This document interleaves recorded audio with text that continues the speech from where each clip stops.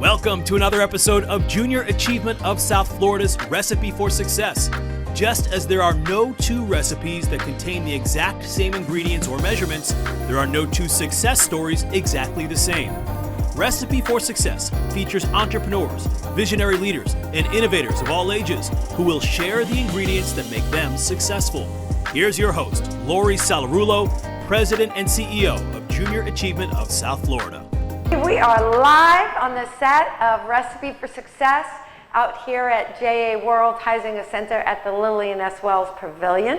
And I am so glad to be here today. I hope that you enjoyed last week's episode featuring Steve Nudelberg, talking a lot about when you give back, you get back, and so many other things. So I hope that there was a lot of valuable information in there for you. So today's guest, if you've been watching some of our posts this week, was a surprise.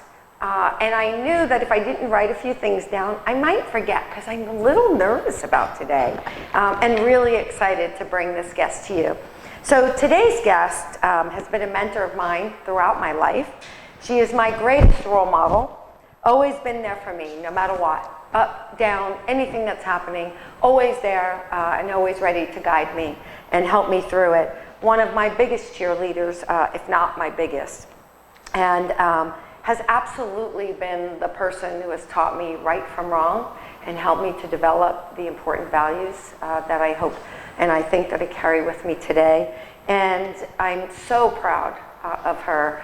She has had such a long and impressive career as a mom, as a woman, and as an educator. And so please help me welcome my mom, Carmen Russo. And I knew I would get choked up, so hi, Mom. Hi, daughter.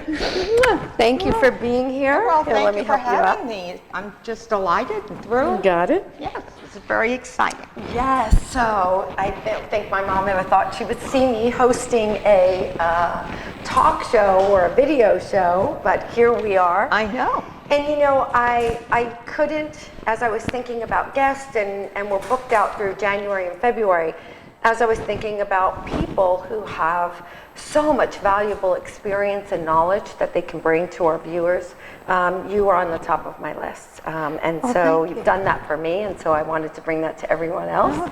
And I'm sorry, but I know I'm going to get teary-eyed through this whole show today, so bear with me. I wanted to start a little bit, and a story that you've told me several times about Grandpa. And you said, I remember you saying that when you went to him and told him that you wanted to go to college, right, that wasn't quite what he thought you should do. Yes. And so things were a little different then, and so I wanted you to share that story with our viewers. Well, I think it was really very commonplace in those days. You know, the girls went to become secretaries or nurses, and my mom said that I always wanted to be a teacher. I've been talking about it since I was, you know, like 9 or 10 years old. When I said I wanted to go to college to be a teacher, he said, you don't need to go to college. You're going to get married. You're going to have a baby. It's just a waste of time. Just go to work. And he really sort of dug in his heels. And then I dug in mine. That's the Spanish side of the family, just so everybody knows. And so I said, no. I said, you can't become a teacher unless you go to college, Dad, so I'm on my way. I would have loved to have gone to some lovely campus, but I went to Hunter College in the middle of Manhattan, and it was the best thing that I ever did. Yeah, and that's where she met my dad, so we'll talk a little bit about that later on. And so that whole mentality, right, you know, that many years ago that women should become secretaries or stay home and not go to work. Right.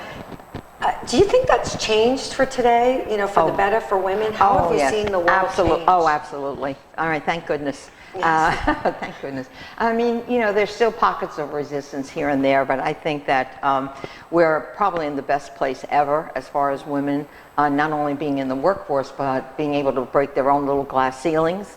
You see, you know, when I became a principal, there were 250 of us approximately, and there were only 6 women. And today, I would say 1/3 of that workforce, if not more, are women, and rightfully so. So I'm delighted with the improvement. You know, talking about glass ceilings, I wanted to confirm this, and so I just asked Mom before the show. You were only the second woman superintendent of schools, but the first Hispanic woman superintendent. And so one of the things that I thought about is, you know, a long, successful career like yours doesn't happen overnight. No. And so I thought, you know, maybe just share a little for our viewers about kind of where you started, and just, you know, maybe a couple of highlights along the way of the journey.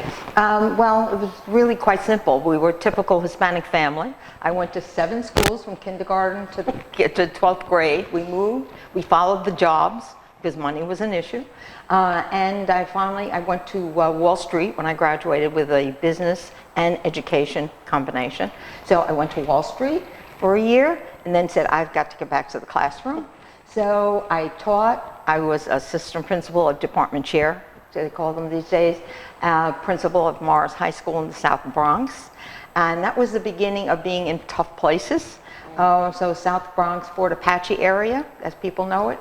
Then superintendent of the entire borough, and then the chief executive officer of all New York City high schools for all the boroughs. And then I came down here to Broward. I followed you. I wanted to be near you. And I became the associate superintendent for strategic planning and accountability, and did instruction along the way as well. And that was under that was Petrozello? Petrozello and Dr. Till. And Till. And then I got a phone call one day, and next thing I knew, I was off to Baltimore City. People said I didn't get it. I was always in these difficult places, but that was my niche. Right. You know. Yeah. You know, it's interesting. I often get called the fixer. Right. I think the apple didn't fall far from the tree. Yeah, I would say so. And so, you know, you mentioned Morris, right, being really one of your first tough, really assignments. Yes. Was that an experience that helped shape you? Absolutely. When I got the phone call, just very quickly, I had applied for 3 other schools, and I got the telephone call from the executive director of high school saying, I have a favor. And I should have known. It was going to be a big favor. He said, I would like you to give up on the other 3 and go to Morris High School as my appointee to take over the school. And the issue really was, it was in the poorest congressional district in the United States. It was a historical landmark building. Colin Powell had graduated from there. The borough president and everybody else was going insane because it was an underachieving school and it was becoming dilapidated and beginning to fall apart. And so he said, I need you to turn it around. And that was it. So that was the beginning. The turnaround point, right? And that was the beginning of really some difficult assignments that I really enjoyed. Morris was one of my first loves. I just loved it there. I really think that in education, at least, people like me who are risk takers, people who want to turn things around, we're needed more in those kinds of areas. So even though I had other options, as you could tell from the choices, except for Broward County, which would certainly not fit that exact description, although you always have pockets here and there. It was really a journey of turning things around.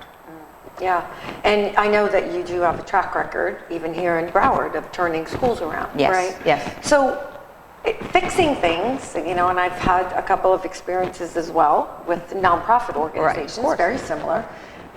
I think that there are some traits and some ingredients, as we say here on the set, that contribute to allowing someone to be able to do that, right? Yeah. So what are maybe some of the traits that you think have contributed to you being able to turn things around? Well, I don't know, Laurie, if I would say necessarily traits, but I think there are certain things, ingredients, all right, that need to be in place for you to be successful.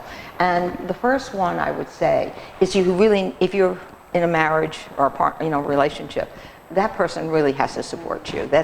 If you don't have that, it becomes so intense, and the pressure on the relationship would be unacceptable. The second thing is that when you do this kind of work, it's learn and grow. Because every situation is totally different, has its challenges, and you don't want to become static, and you need to keep up with the times. Best compliment I ever got from a principal was, I never saw anybody who was such a chameleon and kept changing themselves. So, you always have to redevelop yourself and stay timely and keep your skills up. I think the third thing is, and I always believe this, you have to act and think and execute at the next highest level. So wherever you are, you need to begin thinking like the position above you, not because you want the position, because that was not what entered my mind, but it makes you think differently when you do that. So that's very important. And then there's the role of mentors. All right. I've been very fortunate to have men and women mentors throughout my career, different people in different phases. They are talented and inspirational, and I don't think I could have made the journey without them. Yeah, no, really, really important. You mentioned the support of family and your spouse, and of course that was my dad. Right. Just such a great example of how a couple can help each other and support each other build their careers, and that's what I always saw. So thank you for modeling that. And I feel fortunate to have a relationship like that as well today. And so I think you gave me something really good to shoot for. The learning and growing, but you also mentioned a little bit about the mentors, and maybe talk a little bit about that, because I know there's probably a million stories of those mentors who might have helped along the way. And then also maybe about being a mentor. Was that also part of it? Because the team, yes, right, was so important. Yeah. Well, I think that the story you're probably referring to that people would identify with would be Donna Shalala. All right. And she really wasn't a mentor because she really didn't know it, but she was certainly a very strong role model. And the issue really in those days is that for every 10 men in leadership positions, all right, you might find one woman. And so I really modeled myself after a lot of men that I watched very, very closely, but I had this marvelous experience where the chancellor wanted to put together a task force for the improvement of high schools in New York.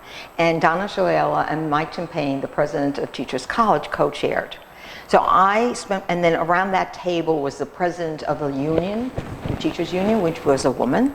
All right, the vice president of the supervisors union, which was a man. And so you had this conglomerate of very talented people, and I was the low man on the totem pole because at the last minute somebody said, if we're going to talk about high schools, there should be a principal there. Mm-hmm. All right, so I got a phone call to come and join the task force. But watching their techniques, their style, how efficient they were, how they managed the project, because we met for about, I would say, almost a year, once a month, and got the report together. The skill set was just mind-boggling for me, and I was so appreciative that I got a chance to experience that, you know. And there are a lot of stories like that. Yeah, she's become a great role model. Oh, absolutely. And absolutely here in our community. Yeah.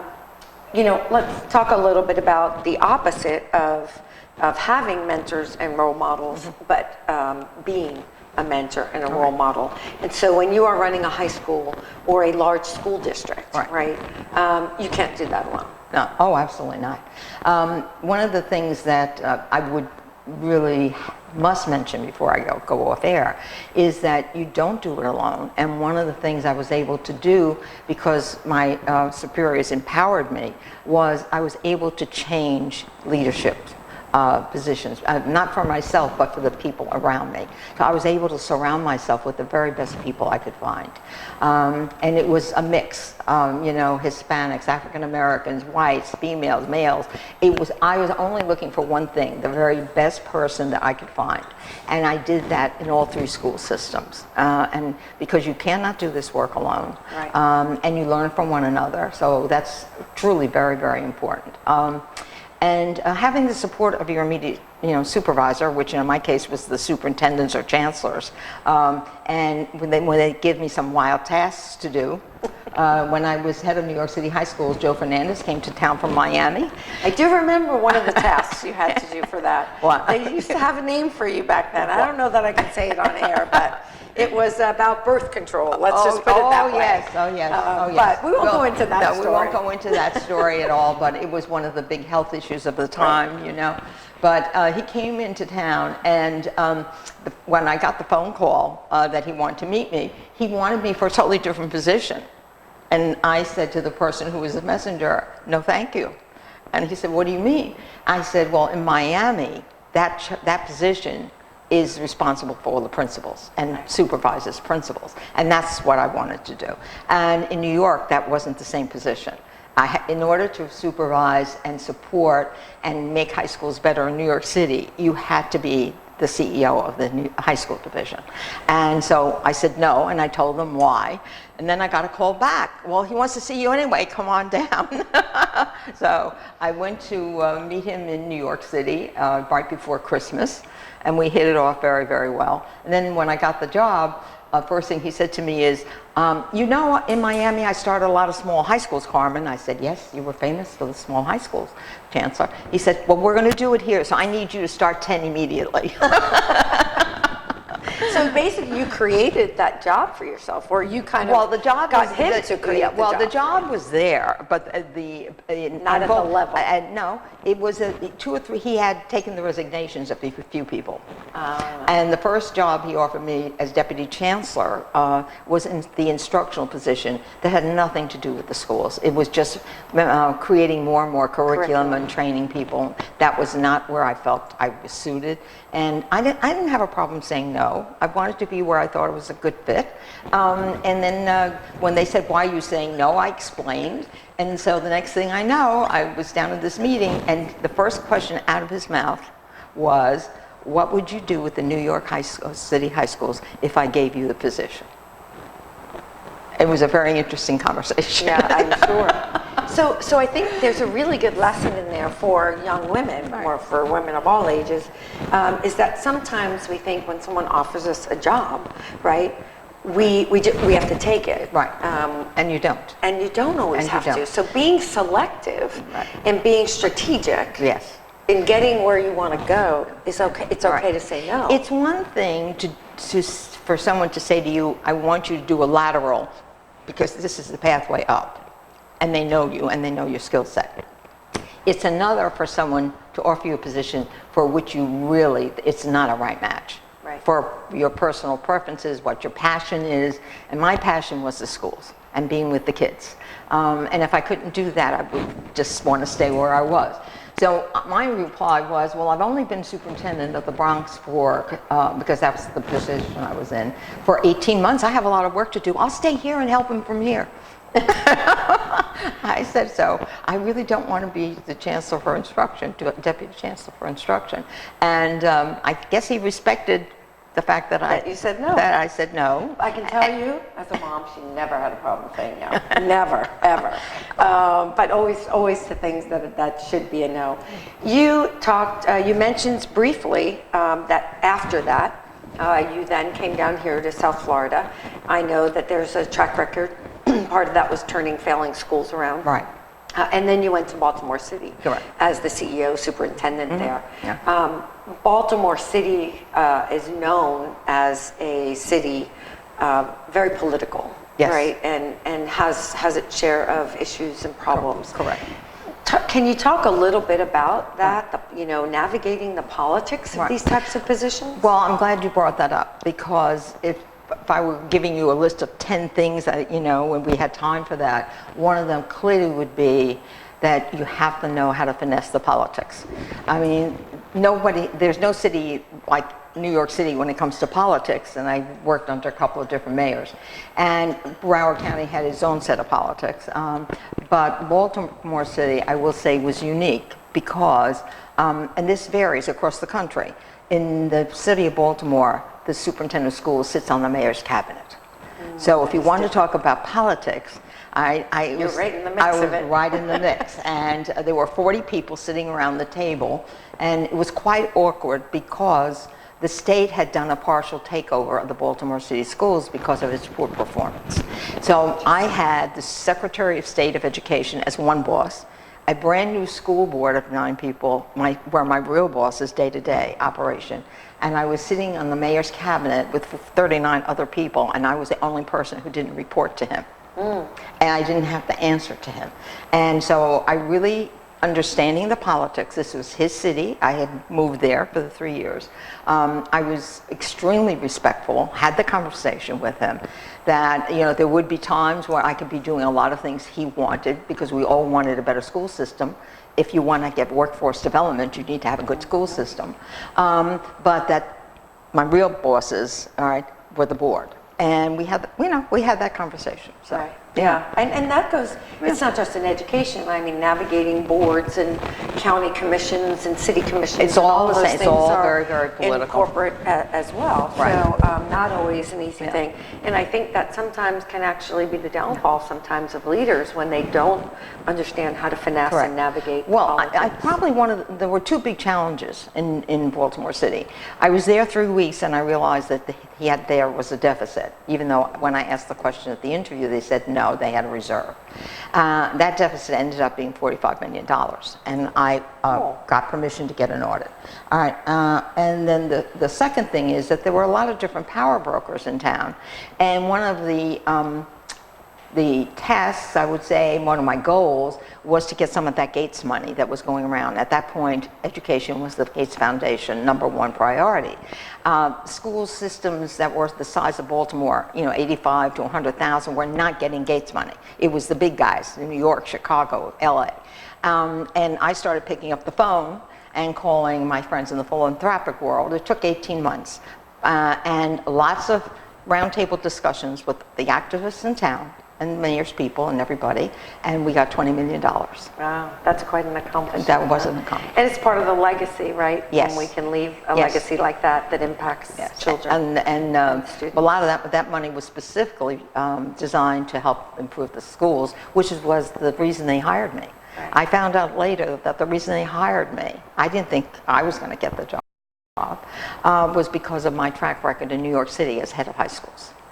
So having a track record, right, developing that track record and the results, because I think that's so important to employers, right, or boards. Right. It's all about results at the end of the day. Absolutely. Right? And it's about relationships. It's about building trust. It's being very, very consistent in your execution of your plans, of delivering. And as you said, getting those results. If you're inconsistent, you're all over the place, you're hopping all over the place. I will tell you, the Franklin planner that I had went with me everywhere. She still uses and I still use it. A paper one. I can't get her to do it on the computer. No, I have, but the Franklin planner was not just a paper planner. It was a system.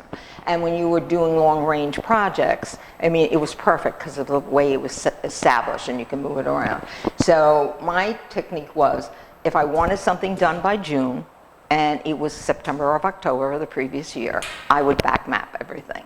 And then I would know if I was going to head into a trouble, all right, resources, staffing, whatever. When you say, can I make it by that deadline, all right, you better be sure before you announce it to the public. Exactly. So the Franklin planner really came in very handy. So after that, then you came back here down to Florida, right? Again, and returned to Florida full time, and you reinvented yourself again, yes. Right? And so I think we're seeing so much more of that, especially with women today, right? They take time off to be moms, they come back and reinvent themselves. I mean, I know I did. So what did you do after the superintendent? If I may, before I go into that, because we are in Broward County, we didn't say much about that, but I really was recruited because the failing list was coming out for the first time from all the states, and these were the schools that were underperforming. So I had done some of that work in New York, and I specifically was recruited and got that phone call because of that. And when I came down here, I was here 3 weeks, and the list came out, and there were 25 Broward schools on the list.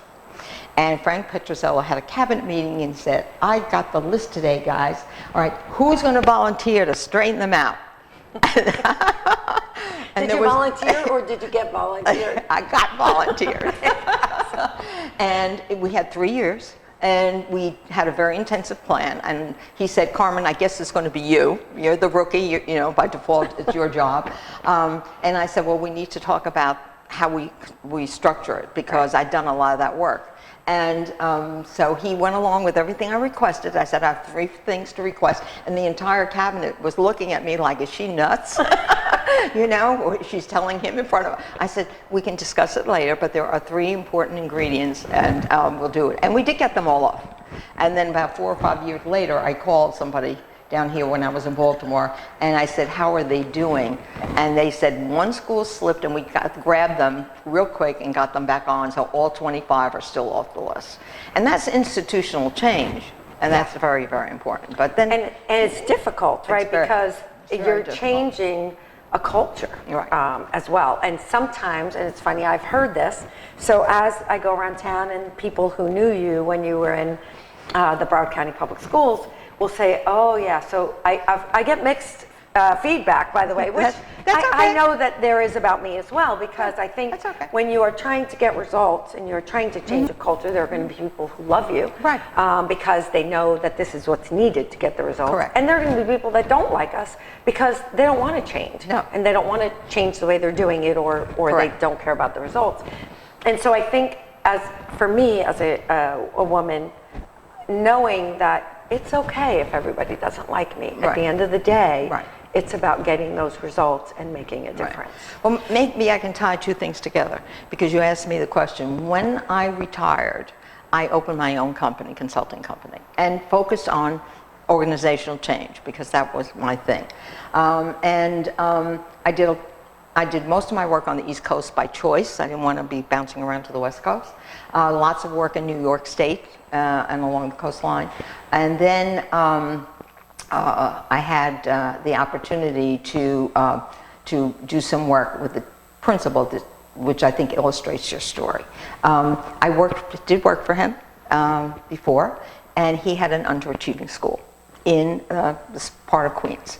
I got a phone call about a year and a half ago, will you come out of retirement? I got a new school.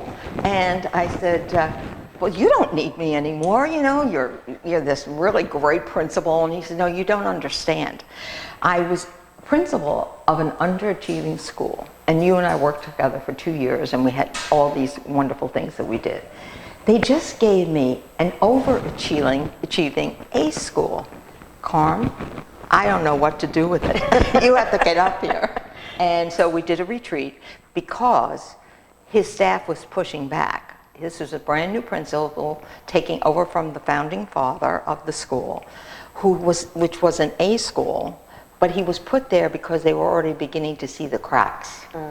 And he wanted to catch it before it became a B, a C, a D, an F, which is what happens. School goes into a tailspin, Right. and it's hard to stop. And the teachers and the entire staff were furious, because their wonderful A school was being challenged. And my job was to convince him that he was right, and they all had to become a family. To get that buy-in. Yes. Right? So for 2 days we spent it in a retreat, and he got the buy-in. It was great. Yeah, just so... It was great.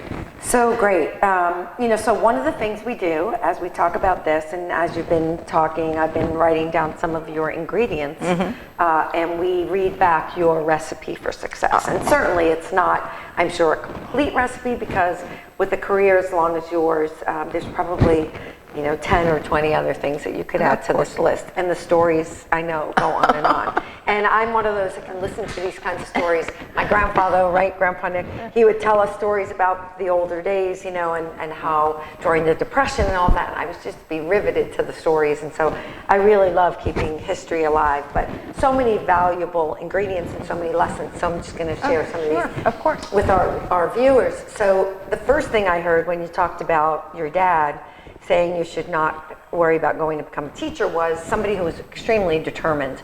And you mentioned to me, and you didn't mention it here, that you walked 60 blocks in Manhattan a day to go get the few dollars that he would give you so that you could go to college. Yes, when I finally did it, once a week I would have to go down to get, in those days $10 or $15 was a lot of money. And by that time I didn't have any money in my pocket, so I walked to get the money. Exactly, so very determined. Very determined. Risk taking, right? Very important to take risks. Yeah. Strategic, but to take those risks. Right. Become a problem solver. It's so interesting, because I think people gravitate, right? What we do here at Junior Achievement, teaching kids critical thinking, solving problems, makes them so much more valuable as an employee, right? And that's what we look for as employers. A support system, spouse, family, children, and everyone being on the page with you, going in the same direction. constantly learning and growing. Correct. Never stop learning. Very And now you continue, I watch you all the time, continuing to learn and grow.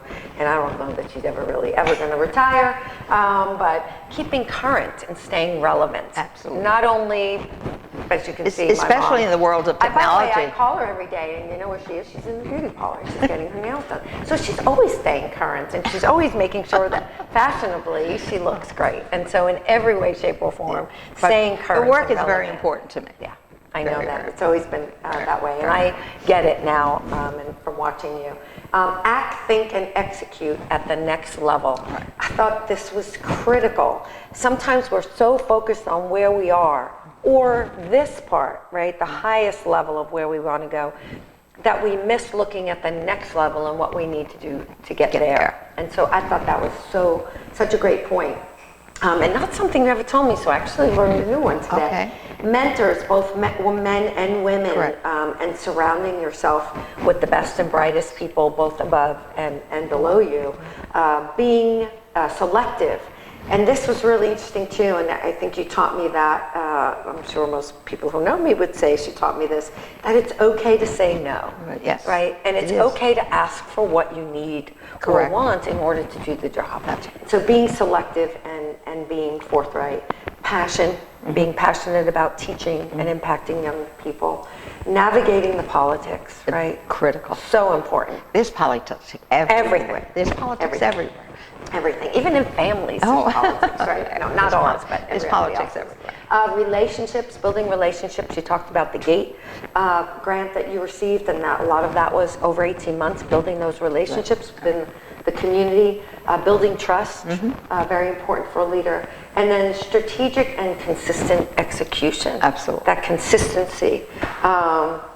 So many good things, and I'm so fortunate to have heard most of this and so much more than that, and I'm Well, I'm thrilled. I've been thrilled to be emotional. here today. I have to give my mom a hug.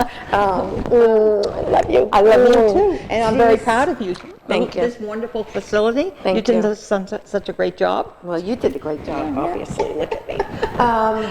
So thank you for being here. I couldn't wait for today. I hope that you all enjoyed it, and thank you for the personal privilege of bringing this amazing woman in my life to all of you. And thanks, Mom, for everything. You're welcome, sweetie. I love you. I love you all too. Hope you keep watching, and let's get cooking.